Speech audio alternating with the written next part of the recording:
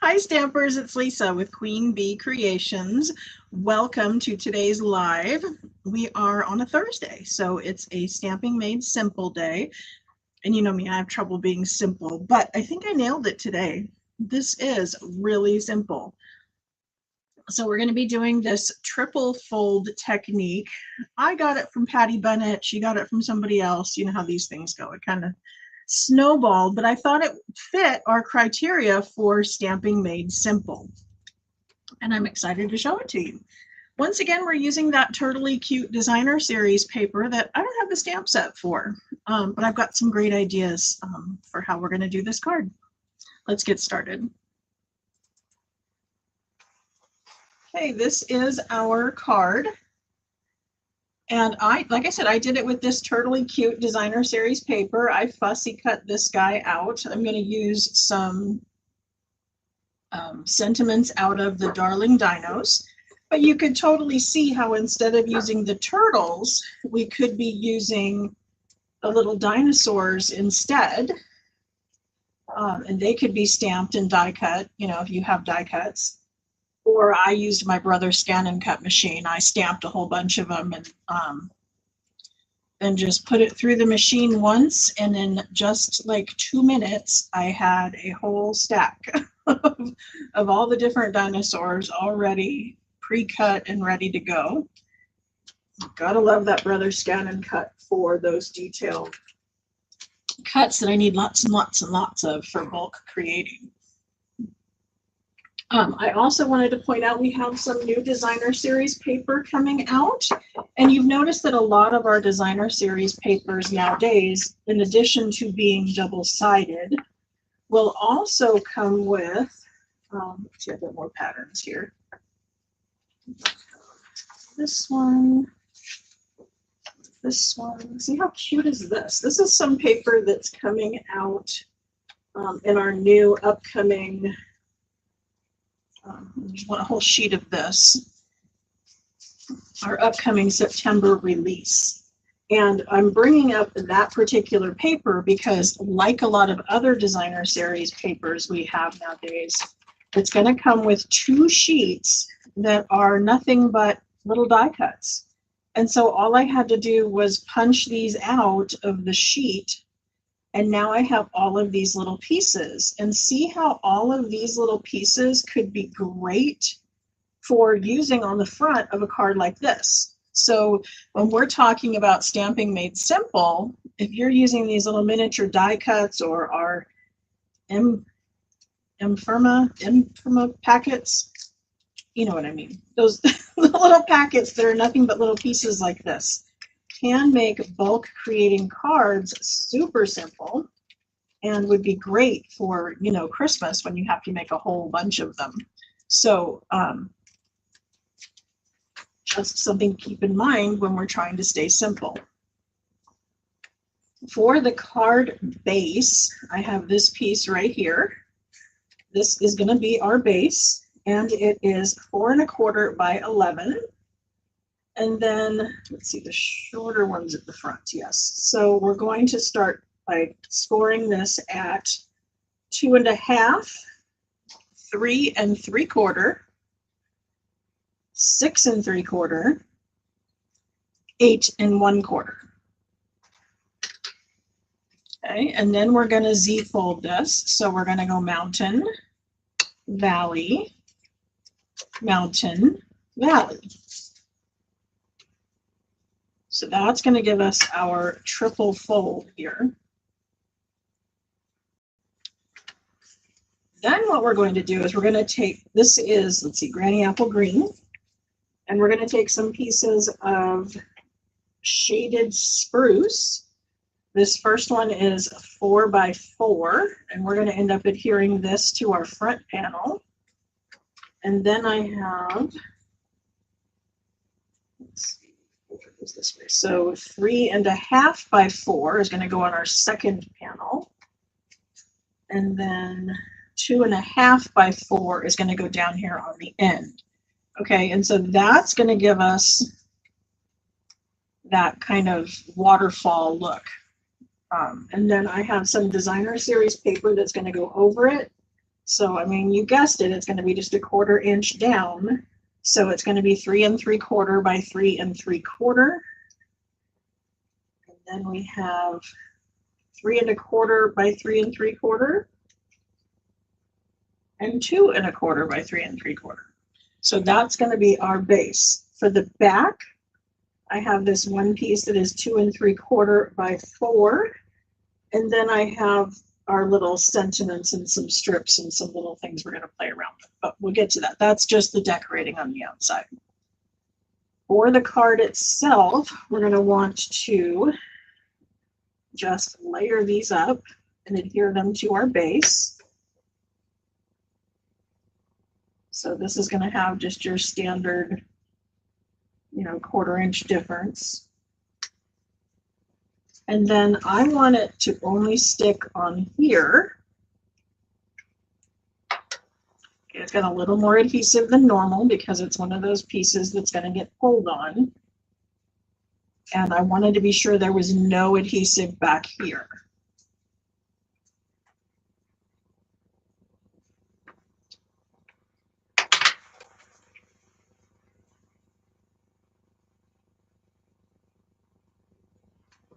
Okay, so once again, I want to be sure that I am staying on my cardstock up here. Some of this is going to hang off the edge, so I don't want adhesive there.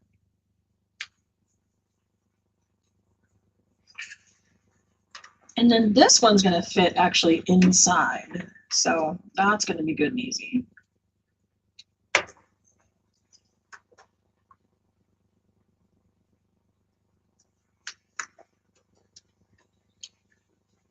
And so for this, I can go back to just adding the little bits in the corner because this one isn't actually going to get tugged on like the other two will, because we will most likely be, pulling on these layers as we open the card. So see how cute already, right? Can you see how many different colors and patterns and designer series papers you could do this with and all the possibilities there are? It's just awesome. Okay, I'm going to put my layer back here for the one we're going to write our sentiment on, or, our message to the recipient. And you can decide to decorate this up or stamp an internal sentiment, whatever you want to do back here.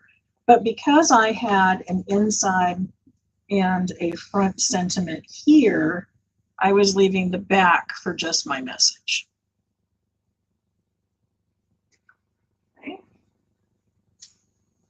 So my stamping, as I said, is going to be using the Darling Dinos design stamp set. So I'm going to pull out the Happy Birthday, which we'll add to the front, and then I think I had You're the Best. Yeah, there we go. You're the Best is going to go inside, and I used a few balloons and the party hat, because I just thought the backside of this paper looked very much happy birthday. Okay, so I'm going to bring in my shaded spruce ink pad. I'm going to lay down my sentiment on one of the grid lines so that I know that it's straight. And then I'm going to align my block with the grid paper as well, making that straight. So hopefully this is going to be straight as well. Now I have this on white, and so sometimes I will tell you that that kind of might be distracting to me. I might not get it all, so I'll find a piece of scrap of a different color just to make it pop, so that when I'm stamping, I know that I'm not confusing the white cardstock with the white background. Okay. And then we're going to do the same here. It's a circle, so I don't think whether or not we're straight is going to be a big deal because we can just turn the circle. But let's play along anyway. And this is a 1 3/4 inch circle. And then I have a 2-inch circle that's going to go behind it. This one I just punched cardstock, but for this up here, I actually want to show you how we use designer series paper and how that's just as adorable to have that pattern behind there as there is the solid color. So don't think all of your mats have to be solid colors, because they don't. Okay. Some of those things we just were like, it's so automatic that we use solid pieces that we don't think to use the designer series paper as a mat. But as you can see, even on this, it works out great.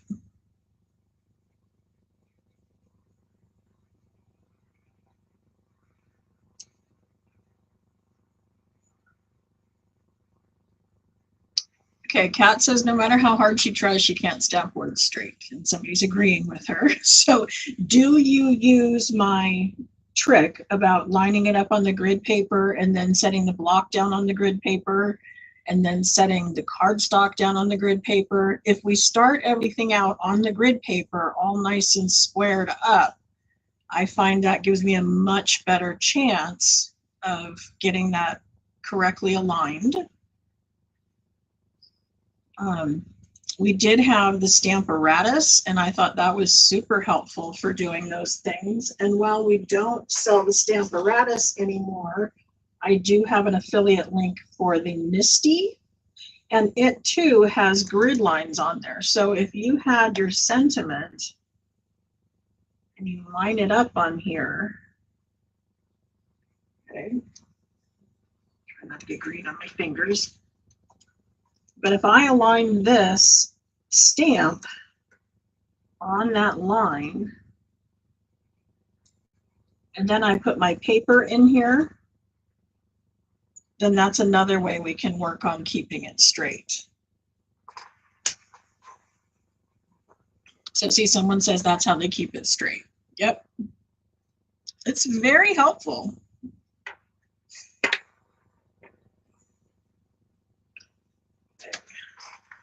Now I'm going to do just a little bit of decorating around the circle of sentiment.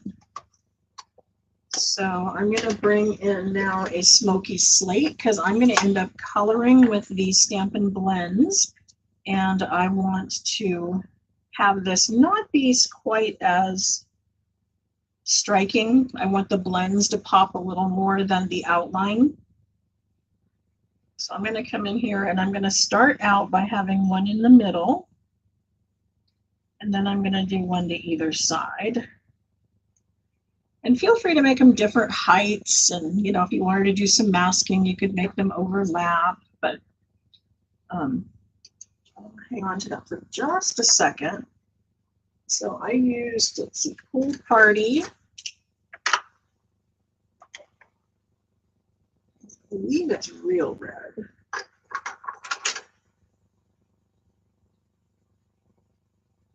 No, it's Real Red. And then Daffodil Delight. Okay, so I'm going to start off with my hat, and for the hat I'm going to use the smaller end. So I'm using the bullet tip.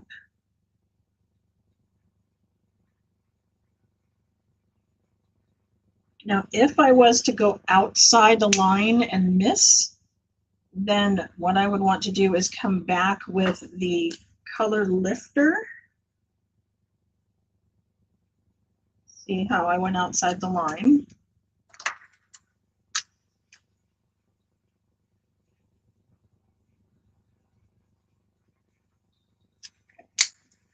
So with the color lifter, we can come back in, and we're going to start away from our boo-boo. We're going to go this way. So I'm using the tip of my marker to push the ink back in.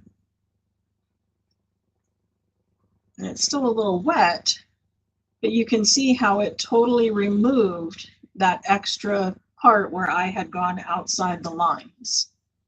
So that's why you need the color lifter. It will erase boo-boos like that, and it'll also give you kind of like a highlight. And once you've got something colored, you can come back in and use this a little bit in the middle to give it a little bit of lift.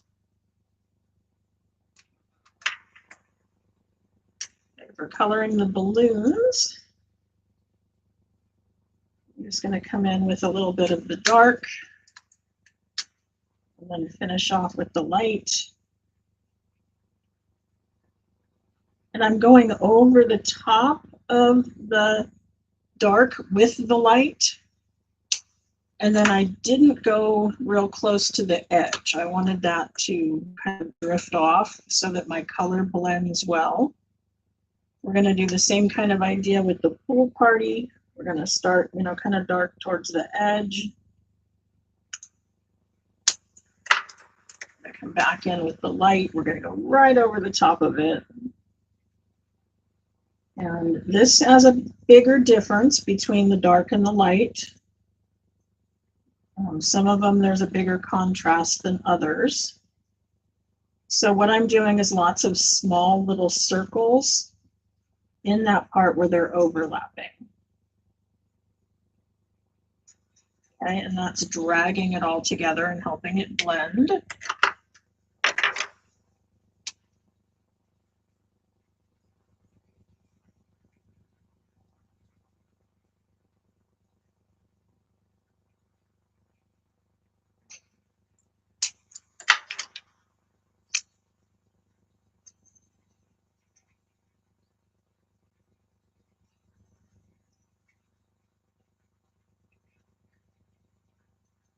So you can see I'm concentrating again on the edges, going over the dark with my light, and I'm going to come back in and fill that in. And I'm not going to go over it quite as many times, and then that's going to lighten it up some so that it blends a little better. And then I might even come back in with like maybe a white gel marker and then give it a little bit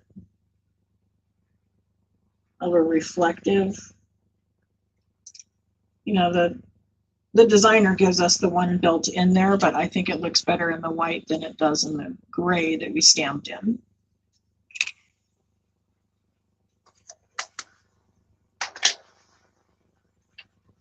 And then see how the color blends all the way through to the back? That's fine. When people first start playing with the blends, they worry that they've, colored too heavy, and that's fine. The whole point is we want it to blend together, and that's why I started off with a water-based ink and then colored with alcohol markers, because like mediums will blend.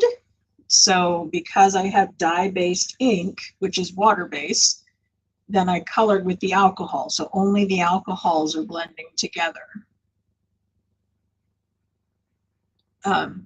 Likewise, if I'm going to be watercoloring, then I want an alcohol-based ink, because all of my dye-based, water-based colors are going to blend together and the alcohol will not. Okay, that's how I try to remember it, is that you want to stamp in the opposite ink formula of what you are coloring in. So for the blends, you can stamp in any one of our regular colors or the Memento Black. And if you're going to be using watercoloring, then you want to use StazOn. Okay. Let me go ahead and stick this to the front.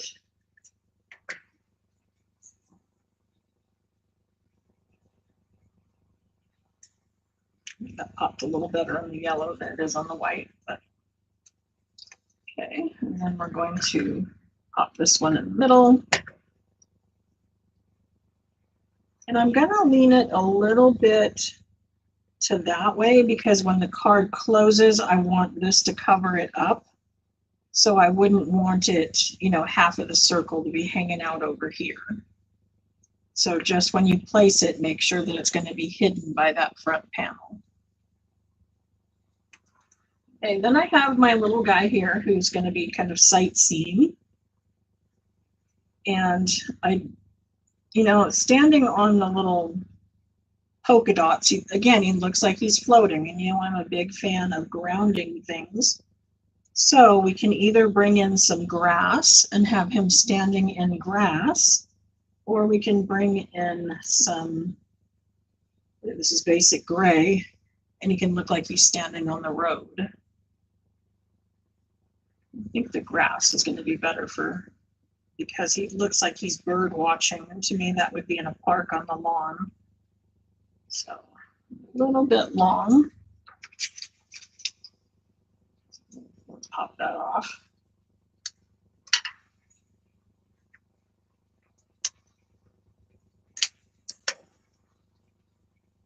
I mean, likewise, I guess we could have cut our polka dots a 1/4 inch or, you know, a 1/2 inch shorter so that it would have revealed that shaded spruce of our mat behind it, and not have to do the overlayer.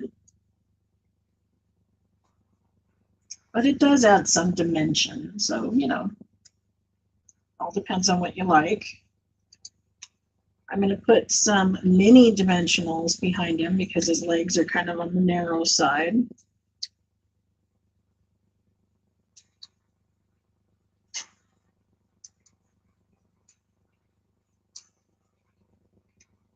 And I'm just going to put some around the edge.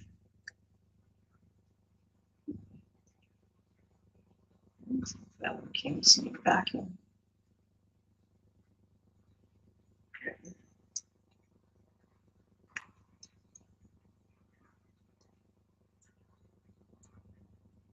If you have trouble seeing which backs you have pulled off, you may want to consider taking maybe a ballpoint pen or something and drawing a line down each one of the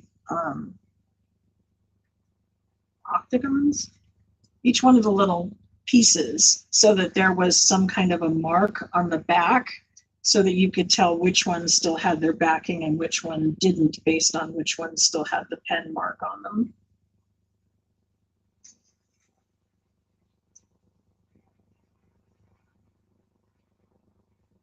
I'm going to just set our little turtle. And that's it. There is our, what do we call this? It is a triple fun fold. Okay. I told you last time, I think my daughter's having kind of a, I don't want to say a mini crisis, but she needs her mom. And so I'm going to go to New Mexico, and I am leaving on Saturday. So I am in the midst today of pre-recording the next week because I'll be in New Mexico, and the following week because I have my in-person retreat. We will be doing the Royal Retreat. And so I'm working on this one. This is going to be one of my Monday cards. I have to figure out some design for the front, and then another Monday will be this one. So I don't know if this will be this Monday or the other one. And then I've also got my 2 cards designed for the next 2 Thursdays for our Stamping Made Simple. So I do have some good things lined up for you, and there will be recordings even though I'm not here. Again, I hope to pull up in the comments and be able to chat with everybody while it's going on. But I always try to make sure that you're not missing out just because I have other things I need to do. So keep an eye out on the newsletter. I'm still going to be keeping you up to date on everything going on. We have that awesome in color sale, which is, you know, doing all kinds of discounts on things we didn't expect to see, like kits and designer series papers and embellishments and things that include other colors in addition to our in colors. And the clearance rack has been going gangbusters because there's lots of, you know, up to 60% discount over there. I have put quite a few things of my retired stuff on my personal store. And I've also got book 3 out there. I have taken photos of quite a bit of my designer series paper and some other items that I have that are retired. I'm hoping to get those up on my website as well. So I will have my laptop and things will be happening, and I will try to keep you informed. Um, and I thank you for being here. I will talk to you soon. Bye.